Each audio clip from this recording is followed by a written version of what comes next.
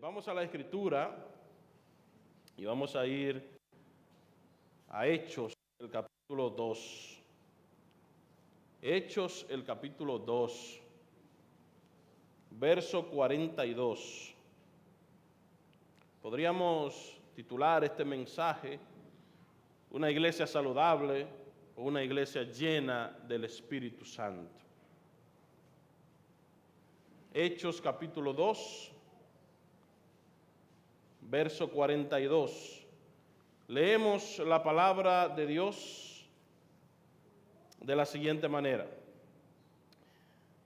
y perseveraban en la doctrina de los apóstoles, en la comunión unos con otros, en el partimiento del pan y en las oraciones.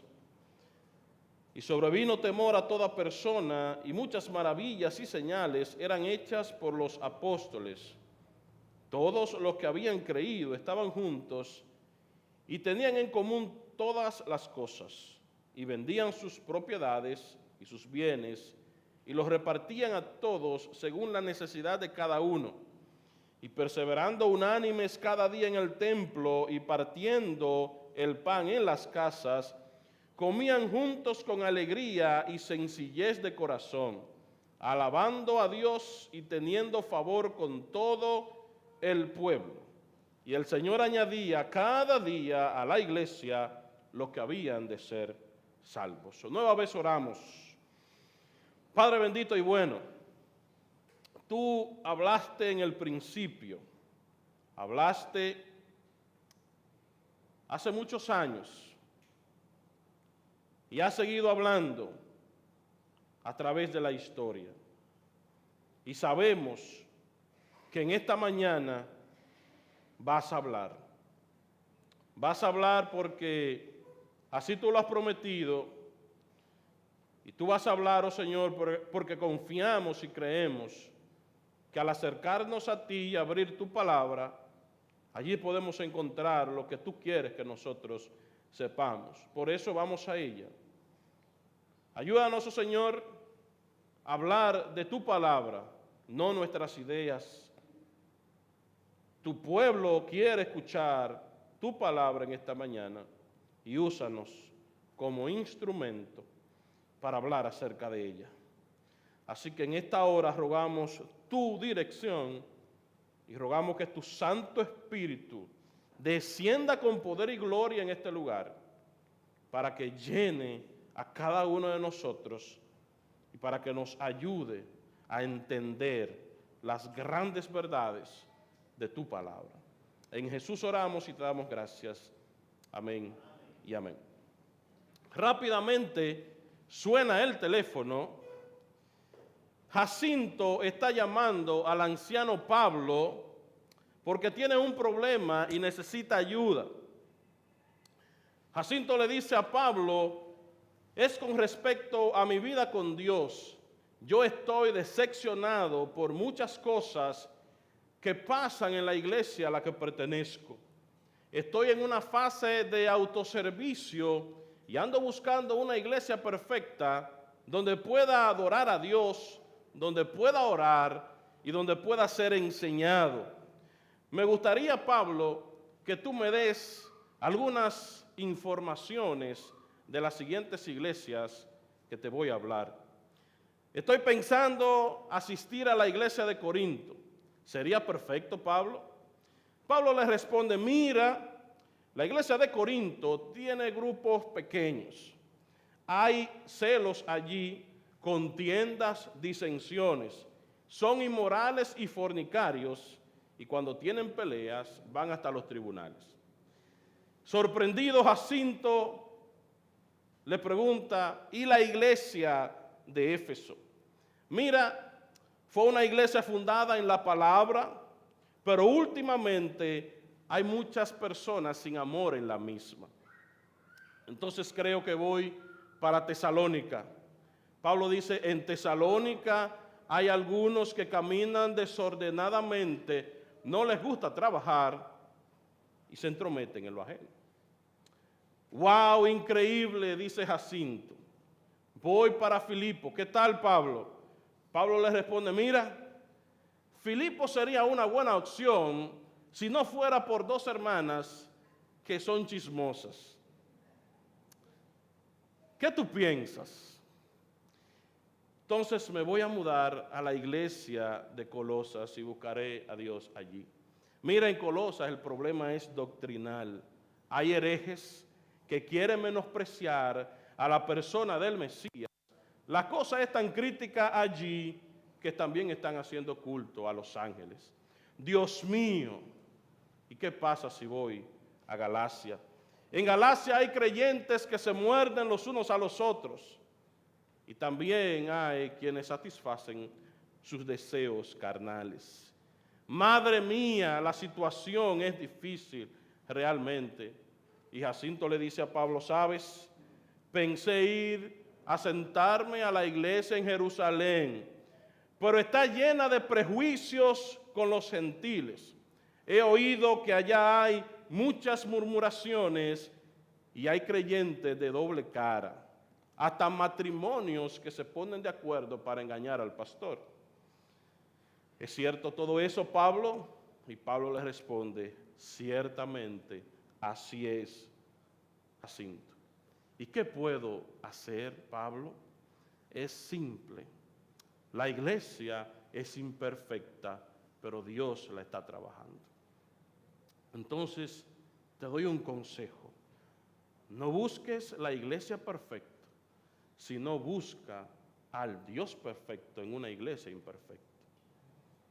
Amados hermanos, muchos al llegar a alguna iglesia creen que están llegando a la iglesia perfecta. Sin embargo, la tal iglesia no existe, nunca ha existido, ni va a existir. Nuestro deseo como iglesia e individualmente no debe ser o pertenecer a una iglesia perfecta, porque en el camino vamos a fracasar. Lo que sí nosotros debemos procurar es ser una iglesia saludable, una iglesia llena del Espíritu Santo, como lo fue la iglesia del primer siglo. Así que, hermanos, una iglesia llena del Espíritu Santo persevera en las cosas que Dios ha ordenado. Una iglesia saludable, una iglesia que está llena del Espíritu Santo, es una iglesia que persevera en lo que Dios ha ordenado. Y hay una pregunta que quizás te estás haciendo al mirar el título que tiene la Biblia, la vida de los primeros creyentes. Quizás te has preguntado, ¿y cómo vivían los primeros creyentes? ¿Cómo era la iglesia del primer siglo? En esta mañana yo quiero mostrarte algunas características de la iglesia del primer siglo y que esas características también nosotros las podamos tener, porque son características que sobrepasan el tiempo. Ellos las tenían allá y es el llamado de Dios por todo lo que vemos en el Nuevo Testamento que debemos tener también como iglesia. Así que en primer lugar, una iglesia llena del Espíritu Santo, una iglesia saludable, es una iglesia que persevera en la palabra de Dios. Una iglesia llena del Espíritu Santo es una iglesia que persevera en la palabra de Dios. Acompáñame al versículo 42. Y perseveraban, preste atención a esa palabra, porque la vamos a usar en todo el sermón. Perseveraban en la doctrina de los apóstoles. Y aquí la base de una iglesia que está llena del Espíritu Santo. Una iglesia que es saludable siempre se basa en la palabra de Dios. Tiene la Biblia como su norte a seguir y siempre busca agradar a Dios en todo lo que hace. Nosotros debemos entender como iglesia y también de manera personal que no hay mejor decisión que estar en la palabra de Dios. Es ella nuestra guía, es ella la lámpara que ha de guiarnos por el camino correcto que Dios ha trazado. Y si la iglesia quiere conocer cuál es la voluntad de Dios en las cosas que debe hacer, entonces debe ir a la palabra. La palabra de Dios es el manual para la iglesia. Hermano, no son las estrategias del mundo. Hermano, no son los libros, por muy buenos que pudieran ser. Es la palabra. Es la palabra. Allí está lo que la iglesia debe hacer en las Escrituras. La Biblia es el fundamento de crecimiento y fe del creyente. Todo cristiano, al igual que toda iglesia que quiere vivir para la gloria de Dios, debe estar siempre deseosa de escudriñar y de buscar las Escrituras. Los primeros cristianos tenían su fundamento en lo que Dios había dicho. Y ellos no tenían la palabra completa, no tenían el canon, como se dice, completo, como nosotros lo tenemos hoy. Pero ellos perseveraban en la doctrina de los apóstoles. Y los apóstoles enseñaban lo que Cristo había dicho. A través de los años, la iglesia ha estado marcada por muchas tradiciones. Y qué pena que muchas iglesias han caído en el error de ser más tradicionalistas que biblistas. Pero una iglesia llena del Espíritu Santo tiene su fundamento en la palabra de Dios antes que en las tradiciones. Esta iglesia una iglesia llena del Espíritu Santo hace lo que dice la Biblia, no lo que dicen las tradiciones. Recordemos, hermanos, que las tradiciones, las costumbres pueden cambiar, pero lo que Dios ha establecido en su santo libro permanece para siempre. Como nos dice Pedro en su primera carta, más la palabra del Señor permanece para siempre. Y esta es la palabra que por el Evangelio os ha sido anunciada. Una iglesia saludable, una iglesia llena del Espíritu Santo no sigue a hombres, sino que siempre sigue a Cristo sobre todas las cosas. Yo quiero preguntarte, ¿a quién tú estás siguiendo? ¿A quién estás siguiendo? ¿Tu vida se caracteriza por seguir a quién y a qué? Y yo no estoy diciendo con esto que no imitemos las buenas acciones de nuestros pastores, de hermanos y líderes que nos rodean. De hecho, el mismo apóstol Pablo dijo que fueran imitadores de él, así como él era un imitador ¿de quién? De Cristo. Lo que yo estoy diciendo es que Cristo es el mayor ejemplo a seguir e imitar en la iglesia. Y una iglesia llena del Espíritu Santo es una iglesia que camina en la verdad de Cristo. Dios usa su palabra como un instrumento para santificar su iglesia. Por eso el mismo Señor le dijo a su Padre en la oración de intercesión, en Juan capítulo 17, verso 17, santifícalos en tu verdad, tu palabra es verdad. Ahora bien, haciendo un análisis de la primera parte del versículo, donde se nos dice que ellos perseveraban en la doctrina de los apóstoles, es decir, había un grupo que enseñaba y otro grupo que entendía. En una iglesia llena del Espíritu Santo se enseña bien la palabra. Por eso esa iglesia ama escuchar la palabra y también practicarla. Mis amados hermanos, líderes, la Biblia debe ser el centro de nuestra predicación. Una iglesia llena del Espíritu Santo tiene un púlpito saludable. Tiene un púlpito que es centrado en las Escrituras. Y cuando entonces hay un púlpito, y con esto hago referencia a cuando hay predicadores centrados en las Escrituras, cuando eso ocurre, entonces vamos a tener una iglesia completa que entiende bien la palabra de Dios y practica bien la palabra de Dios. Debemos ser como el pueblo de Israel, cuando se juntaron y pidieron a Esdras que trajese el libro de la ley de Moisés, en Nehemías capítulo 8. Si usted puede ser tan amable, vamos a ir para ver lo que ocurre en un pueblo donde hay gente que explica bien y el resultado es gente que entiende bien. Nos dice el capítulo en más de 3 ocasiones que el pueblo estaba atento al libro de la ley. Y leemos en el versículo 9 del capítulo 8.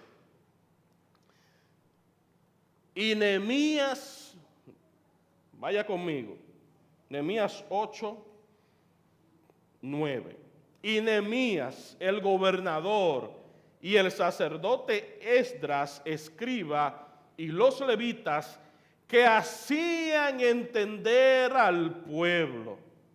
Dice el verso 12, y todo el pueblo se fue a comer y a beber, y a obsequiar porciones, y a gozar de grande alegría. Escuche esto, léalo. Porque habían entendido las palabras que le habían enseñado. Versículo 13. Al día siguiente se reunieron los cabezas de las familias de todo el pueblo, sacerdotes y levitas, a Esdras el escriba, para entender las palabras de la ley. Verso 14. Y hallaron escrito en la ley que Jehová había mandado. Y dice el verso 16, y salió pues el pueblo en cumplimiento de lo que le habían ordenado. Y el verso 17 dice, y toda la congregación que volvió de la cautividad hizo tabernáculos, y en tabernáculos habitó, porque, y lea esto, hermano, porque desde los días de Josué, hijo de Nun, hasta aquel día, no habían hecho así los hijos de Israel, y hubo alegría muy grande. Y leyó Esdras en el libro de la ley de Dios cada día, desde el primer día hasta el último. Hermano, qué cuadro más hermoso. Qué cuadro más hermoso, porque en el pueblo había gente que estaba enseñando bien la ley. Y el resultado de esa enseñanza, que era buena, era que el pueblo estaba entendiendo. Y cuando el pueblo entendía, se alegraba. Hubo muy grande alegría. Hermano, no hay mayor alegría que salir de la iglesia entendiendo las Escrituras. Hay gozo en el pueblo cuando la palabra se ha explicado bien, se ha enseñado bien y se ha entendido bien.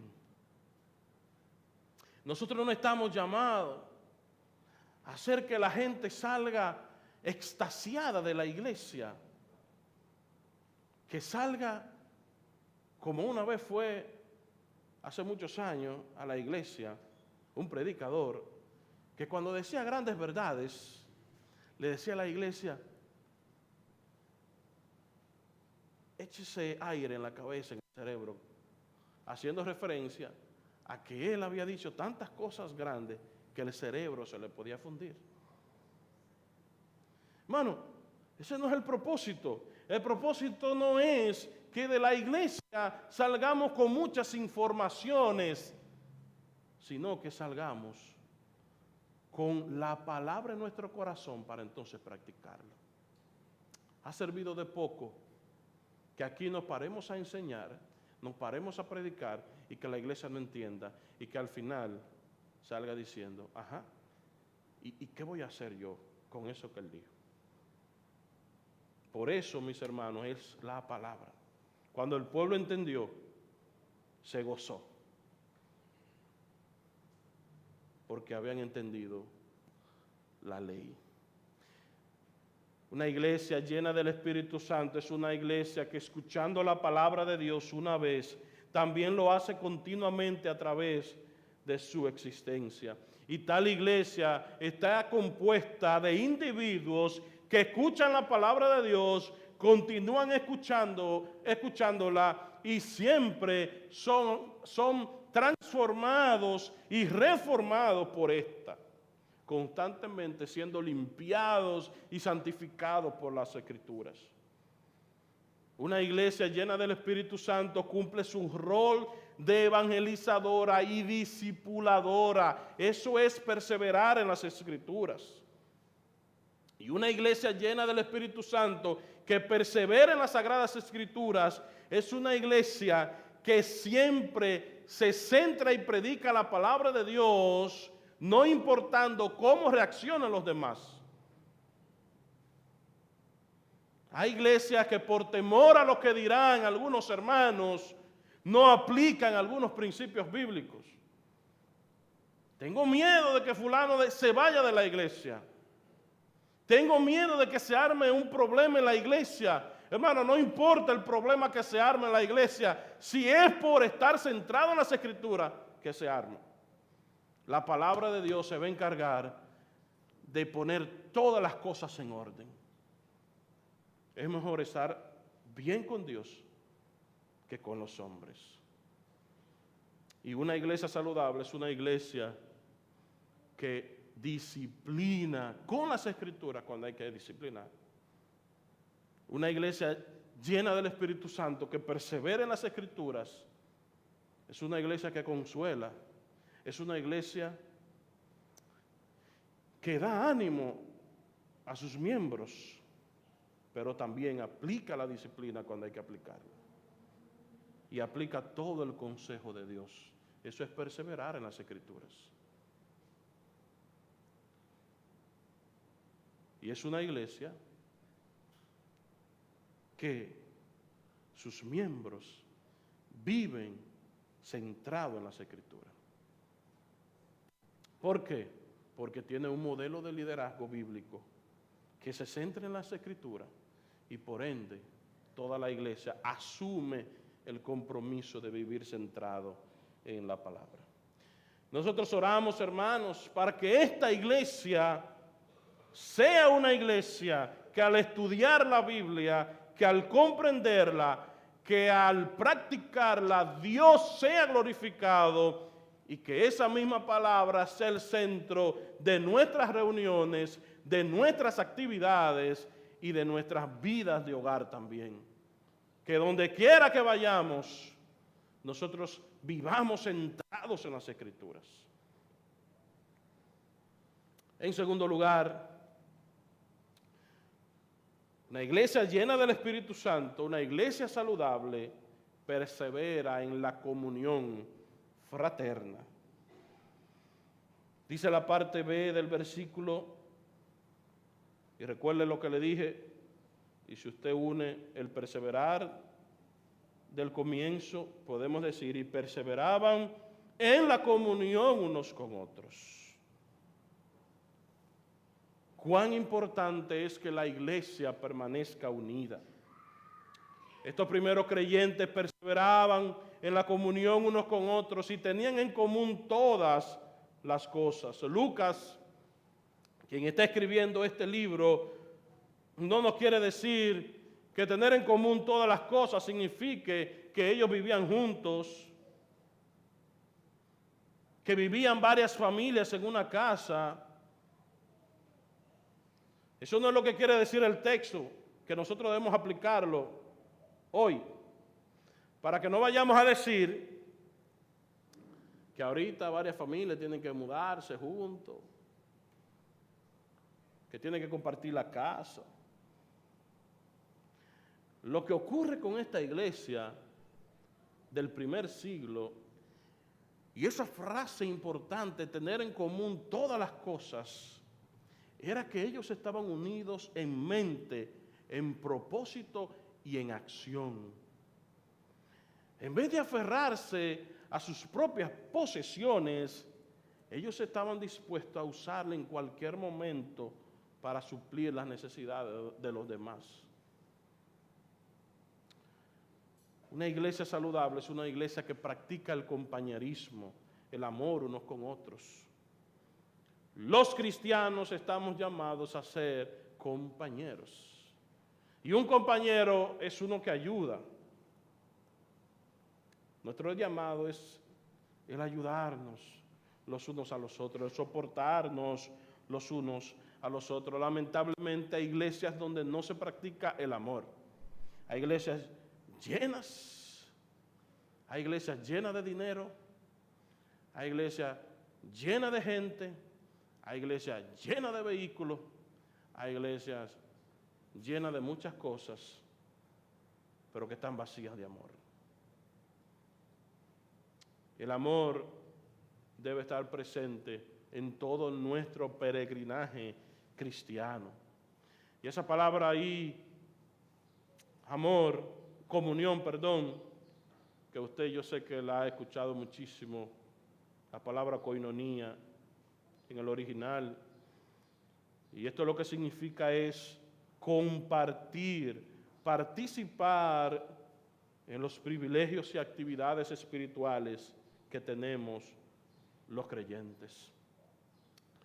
Es interesante y preocupante a la vez cómo hay mucha gente que dicen que aman a Dios, pero que aborrecen a su hermano. Dice Juan en su carta que quien dice eso es un mentiroso y la verdad no está en él. Imagínese, hermano, que yo le diga a Tonga: mira, mi hermano, yo te quiero y te amo, pero a tu esposa no la soporto. Lo más probable es que él me quiera mandar para Puerto Plata de una vez. Imagínese, hermano, cuando usted dice amar a Dios, pero aborrece a uno de sus hijos, o aborrece a un miembro de la iglesia. ¿Usted cree que Dios se agrada de eso? Porque es bien fácil decir yo te amo, pero ¿y en la práctica? ¿Y en la práctica? ¿Cómo estamos viviendo? ¿Cómo nos estamos relacionando los unos a los otros? ¿Cómo son nuestras relaciones con mi hermano? ¿Cómo es tu relación con tu hermano? Con tu hermano que es miembro de la iglesia. Dios nos ha dado de su amor para que nosotros amemos a nuestros hermanos.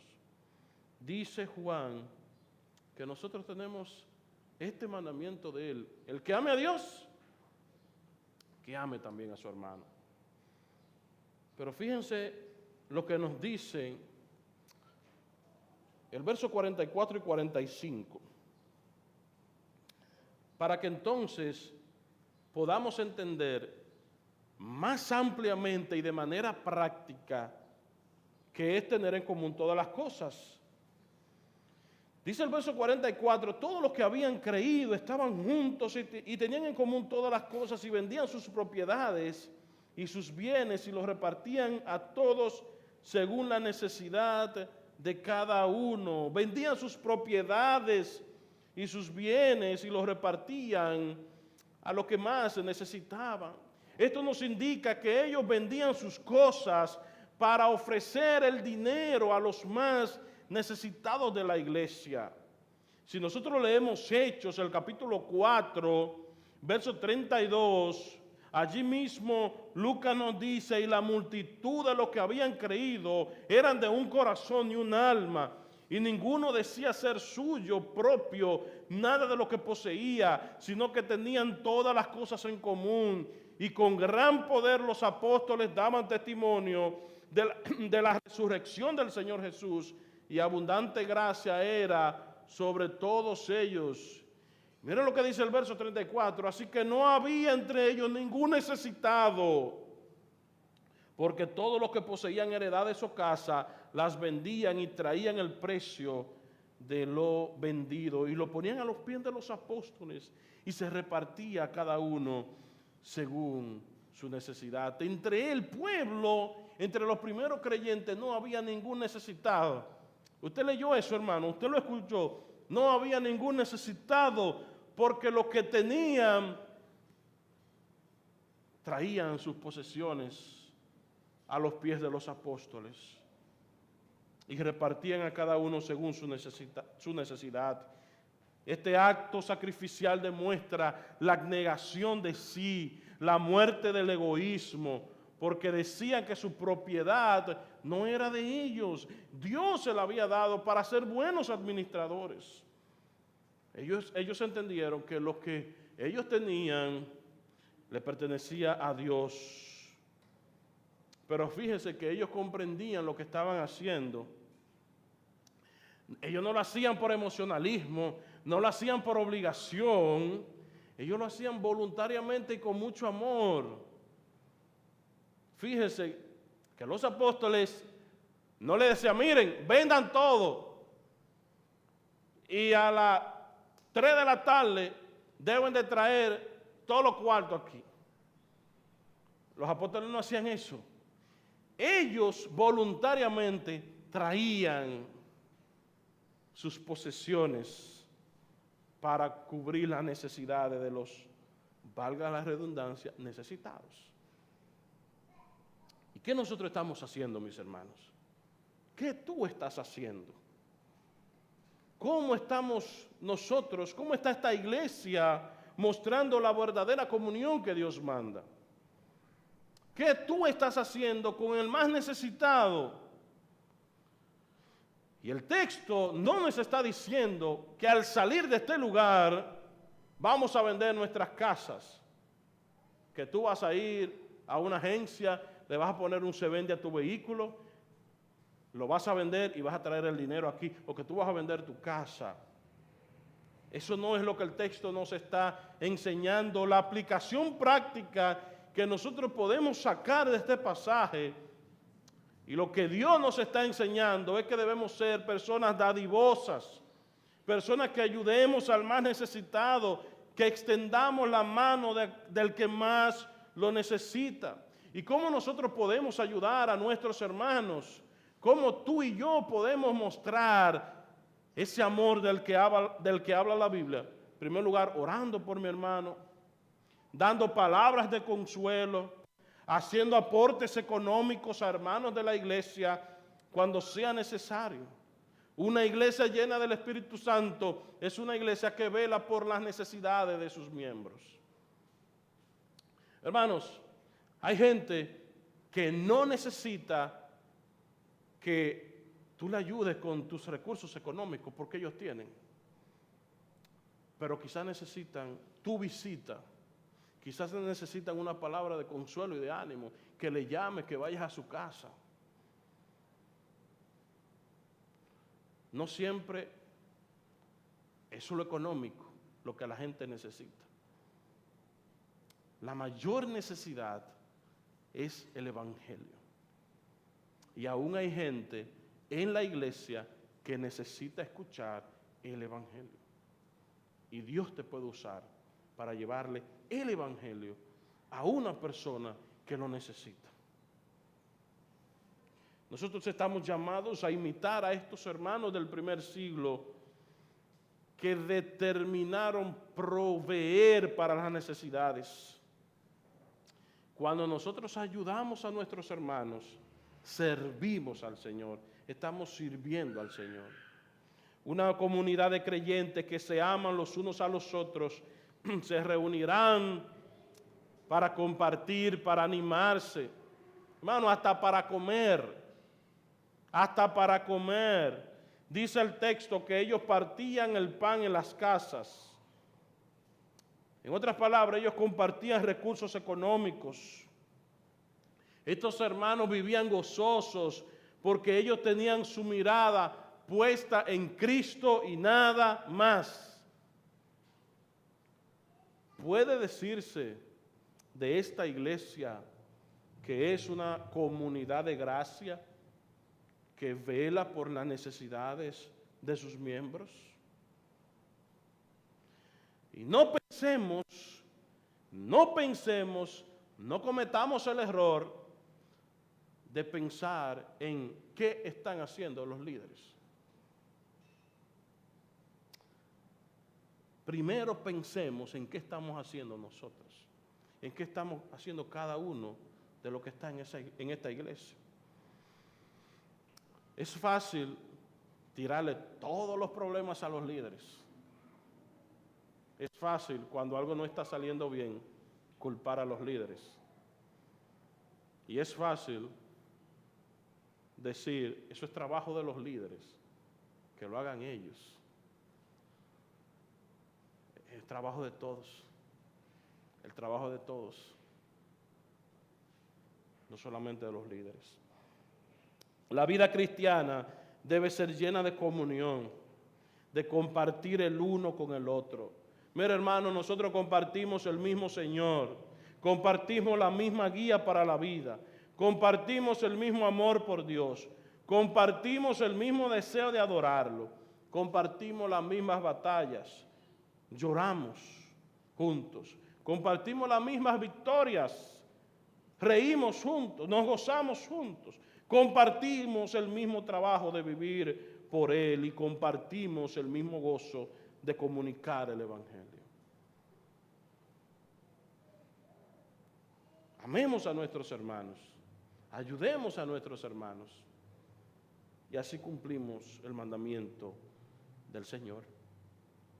En tercer y último lugar, una iglesia llena del Espíritu Santo es una iglesia que persevera en la oración y en la adoración a su Señor. Versículo 42, la parte final dice, en el partimiento del pan y en las oraciones. Y dice el verso 47, alabando a Dios, alabando a Dios. Una de las cosas que nosotros encontramos constantemente en el libro de los Hechos es un pueblo que ora. La oración, mi hermano, es parte vital de la iglesia.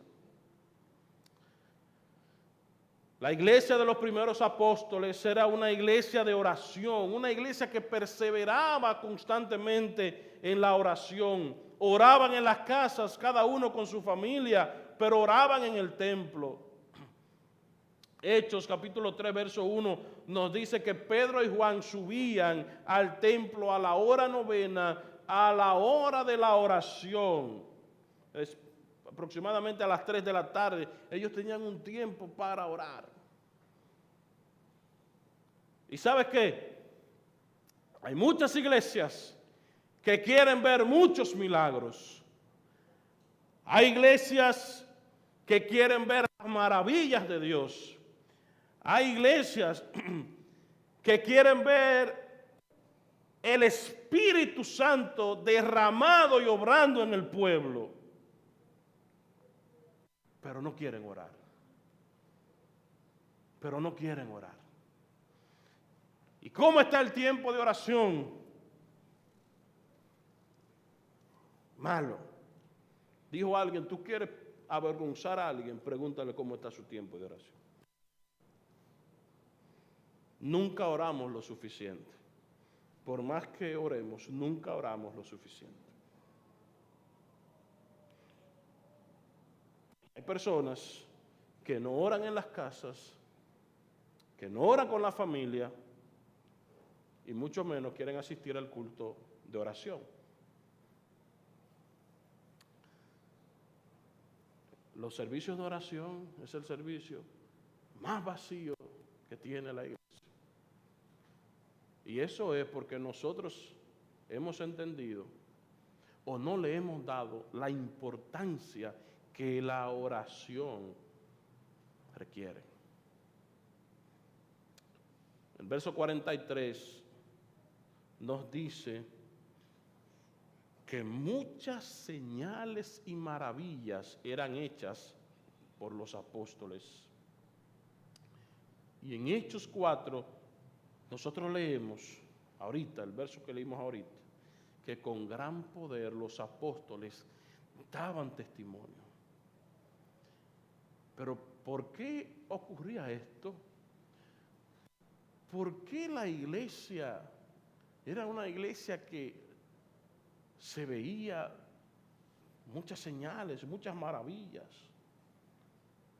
Ellos oraban. Era una iglesia que perseveraba en la oración. La misma Biblia nos dice que oremos sin cesar, que velemos, que oremos. Oremos en nuestra casa, oremos acompañados, oremos a solo, oremos en la iglesia, oremos en nuestro vehículo, oremos de camino al trabajo, en el autobús o en lo que sea, pero oremos. Hechos 4, verso 24, cuando los creyentes allí se vieron amenazados e intimidados por los judíos, ellos oraron pidiendo ayuda al Señor y confesando su confianza en la soberanía de Dios.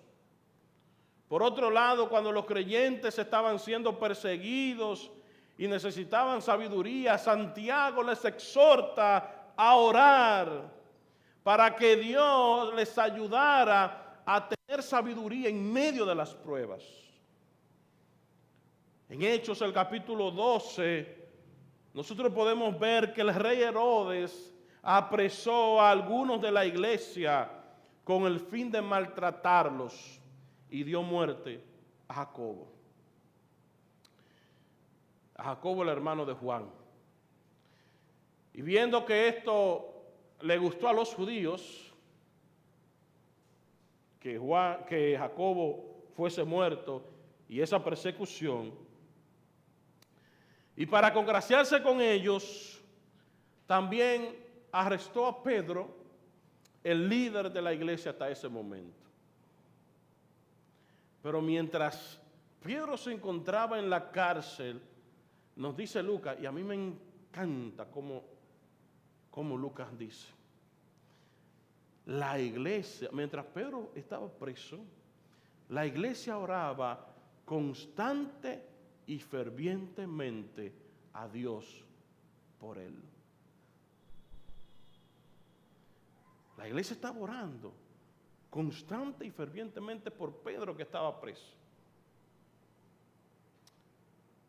Y Dios, de manera extraordinaria y de manera dramática, libera a Pedro de la cárcel. Como un asunto de película. Y Pedro se presenta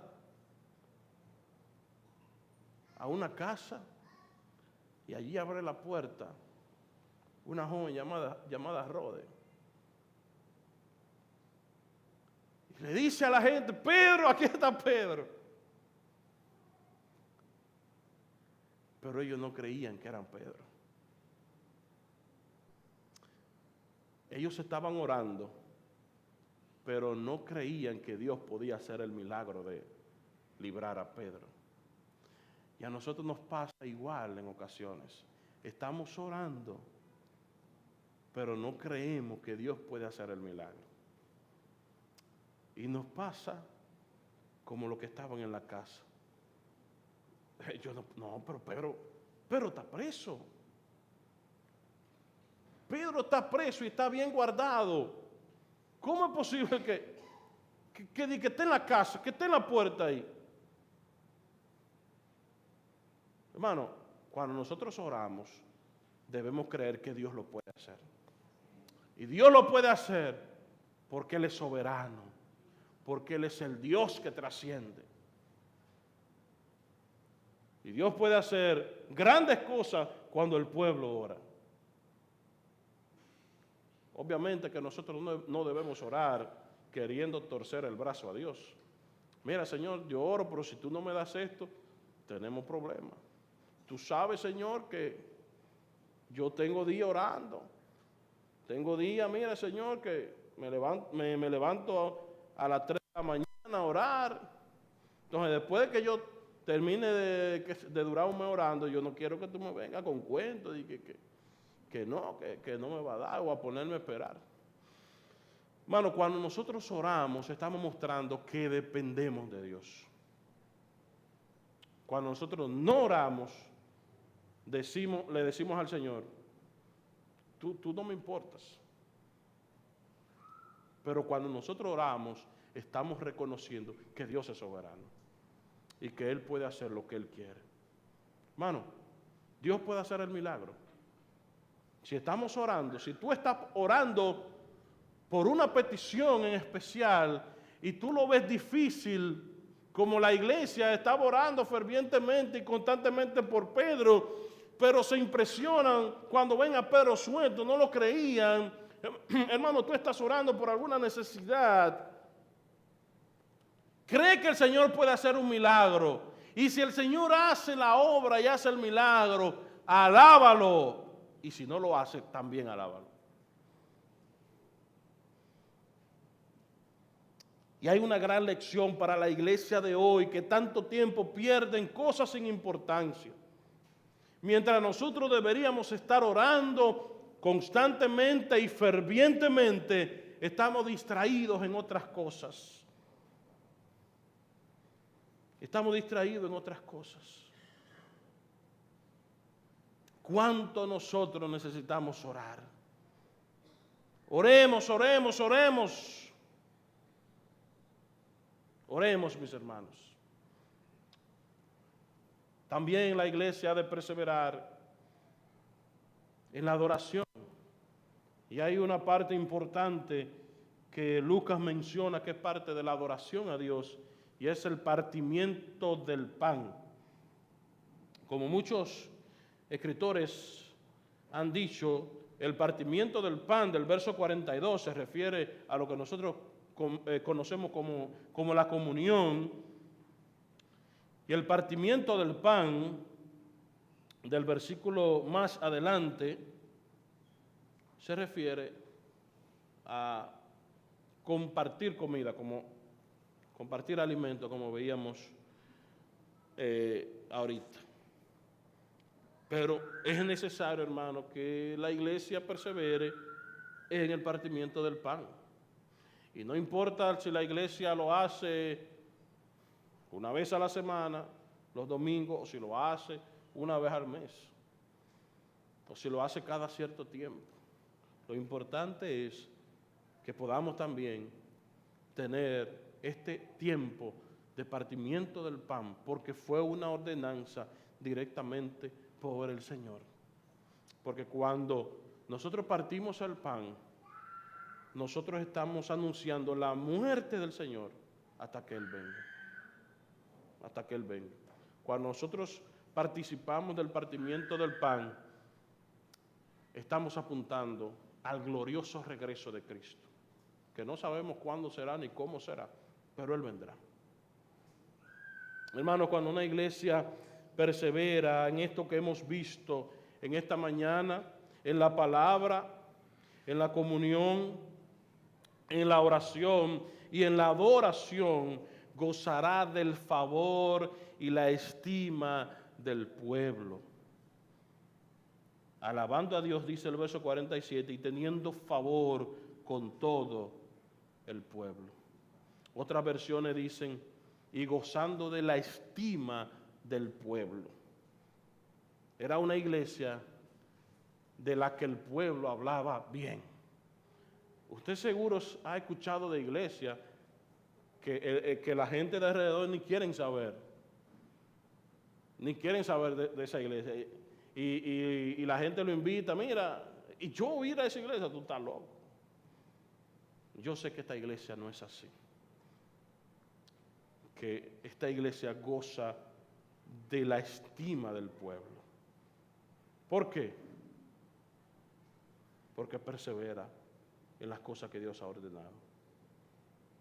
Miren cómo dice la parte final del verso 47, y el Señor añadía a la iglesia los que habían de ser salvos. La parte principio del capítulo 2, nosotros vemos a Pedro predicando un sermón donde se convierte en 3,000 de un fuetazo, como decimos en buen dominicano. Y el Señor seguía añadiendo a la iglesia los que habían de ser salvos. Una iglesia llena del Espíritu Santo es una iglesia que crece, es una iglesia que da fruto. Esto no es un asunto de magia, esto es un asunto de hacer lo que Dios manda en la palabra. Pero cuidado, hermanos, con pensar que una iglesia que está creciendo en personas, es porque está cumpliendo estos principios. No necesariamente el crecimiento es sinónimo de estar en la palabra. No necesariamente el crecimiento es una señal de la aprobación de Dios. Hay quienes dicen, la iglesia bendecida por Dios es la iglesia que siempre será pequeña, porque no somos de este mundo. Desde luego que es una afirmación incorrecta. El crecimiento no es la razón de la salud de una iglesia. No podemos medir el éxito de una iglesia por la gente que tiene, aunque es importante. Pero lo más importante y la pregunta más seria que debemos hacernos como iglesia es, ¿se está creciendo en el conocimiento de Dios y en la obediencia a Cristo? Hay iglesias que crecen en número, pero son iglesias que no obedecen a Cristo, que sus miembros no obedecen. Es muy llena, pero no cumple con el mandato de Dios. El crecimiento viene causado porque se predique fielmente la palabra de Dios o por la música y los cultos animados. Los asistentes, los miembros están siendo guiados a Cristo y a crecer y a usar sus dones. La salud de la iglesia se va a ver evidenciada en el crecimiento que están teniendo los miembros. Asimismo como los hijos evidencian cómo son sus padres, igualmente los miembros evidencian cómo es la iglesia y cómo son los líderes. Por eso alguien dijo muy sabiamente que la iglesia irá como vayan sus líderes y la iglesia será como sean sus líderes. Líderes comprometidos con Dios y su reino, miembros comprometidos con Dios y su reino. Líderes que no están comprometidos, iglesia que muy probablemente no esté comprometida. Y eso es así, hermanos. Ya para terminar, podemos ver que muchos grupos crecen. El Islam crece en Europa y en Estados Unidos como usted no se imagina. Y no es un grupo bendecido por Dios. Los falsos maestros crecen. Cada día más salen otros falsos. Y no son bendecidos por Dios.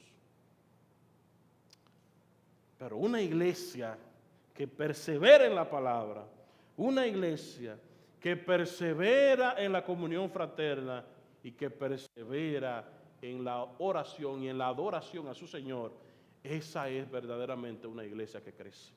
Puede crecer en número de personas, y gloria a Dios cuando la iglesia crece en número de gente, pero lo más importante, crece en el conocimiento de Cristo.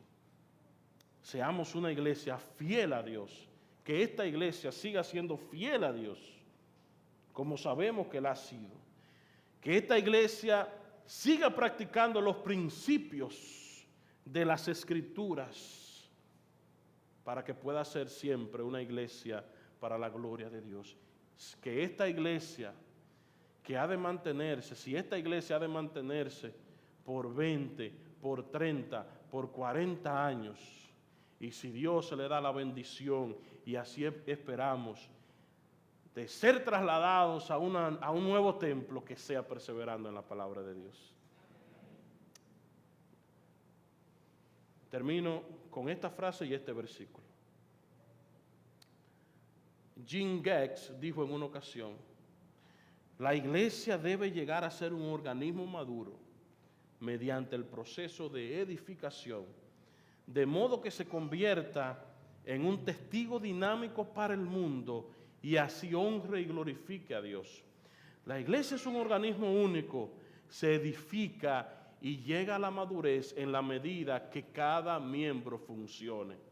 Dios nunca se propuso que los miembros del cuerpo de Cristo llegaran a depender de un dirigente que hiciera la obra del ministerio. Y en esta mañana, amados hermanos, nos unimos a las palabras del apóstol Pablo, que dijo en Efesios capítulo 3, verso 20, y aquel que es poderoso para hacer todas las cosas mucho más abundantemente de lo que pedimos o entendemos, según el poder que actúa en nosotros, a Él sea la gloria en la iglesia en Cristo Jesús por todas las edades y por los siglos de los siglos.